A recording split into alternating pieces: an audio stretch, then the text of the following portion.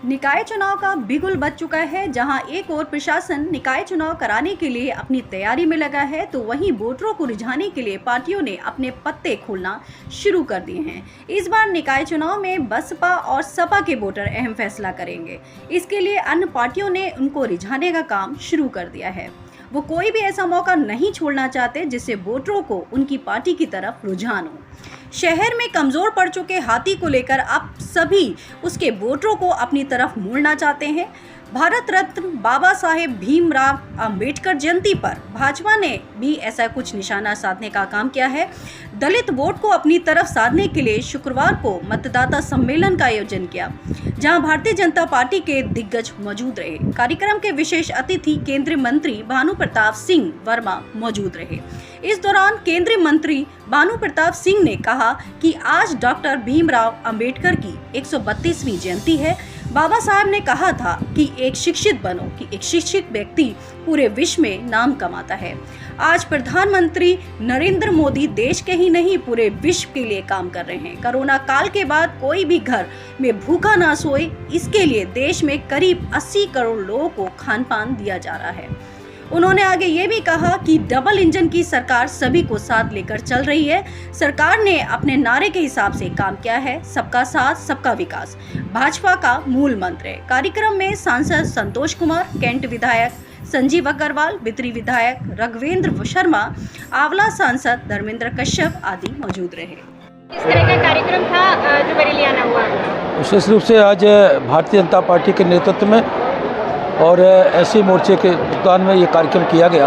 आज भारत रत्न डॉक्टर भीमराव अंबेडकर जी का जन्मदिन 132वां जन्म जयंती समारोह था।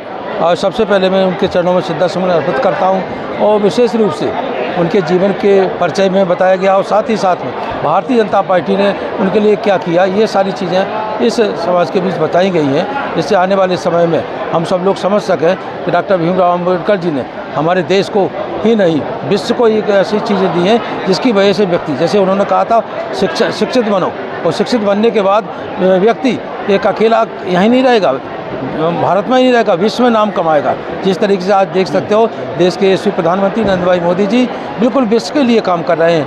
आज विशेष रूप से आज जो डॉक्टर भीमराव अंबेडकर जी हैं उनकी 132वीं जन्म जयंती मनाई गई है। लगता है कि शहरों में सरकार बनाने के लिए जो दलित मतदाता है वो अहम भूमिका निभाएगा? नहीं, बिल्कुल देश के यशस्वी प्रधानमंत्री जी बिल्कुल जो भी काम कर रहे हैं वो छोटे गरीब तबके वंचित लोगों के लिए काम कर रहे हैं। जितनी भी योजनाएं दी हैं वहीं से शुरू होती हैं। आज आपने देखो कोरोना काल के बाद कोई भूखा घर में ना सोए, उसके लिए करीब देश में 80 करोड़ लोगों को खाद्यान्न दिया जा रहा है कि वो कम से कम पेट में अनाज तो पहुँचे। वो किसी तरीके से बीमारी के कारण कमज़ोर हो गए हैं और देश की मुख्य धारा से साथ जुड़ के काम करें। संविधान निर्माता की जयंती हम मना रहे हैं, वहीं अखिलेश यादव ने कटाक्ष किया है कि संविधान खतरे में है, लोकतंत्र खतरे में है। जिस तरह से फर्जी इनकाउंटर किए जाते हैं, उन्होंने कहीं ना कहीं अतीक के बेटे के इनकाउंटर को लेकर ये सवाल उठाया। नहीं तो क्या वो पाल की हत्या हुई थी वो सही हुई थी?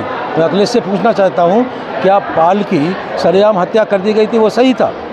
लेकिन कम से कम सरकार तो कानून में रह के ये सारी चीज़ें काम करी। उन्होंने तो कानून की धज्जियाँ उड़ाई थी। उन्होंने तो कानून, देखिए देश हमारे प्रदेश के मुख्यमंत्री योगी आदित्यनाथ जी कानून में रहकर ये सारी चीज़ें कर रहे हैं। अगर वो भागेंगे, पुलिस के ऊपर गोली चलाएंगे तो वो क्या करेगी? पुलिस मार जाए। दो पुलिस वाले पहले ही मारे जा चुके हैं।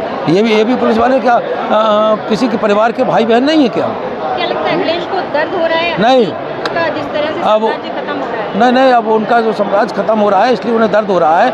उन्हें भी इसी तरीके से कानून की राज करना चाहिए था, और कानून का राज करते तो वो भी बहुत दिन तक रहते। अगर उन्होंने कानून को समझा नहीं, जंगल राज बना दिया था पूरे प्रदेश को।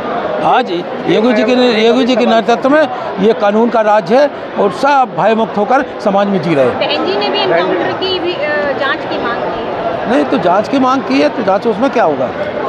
सही है भाई, हमें कोई मारेगा तो हम तो अपने बचाव में कुछ करेंगे। जो व्यक्ति बचाव में कुछ करेगा तो सामने वाला अगर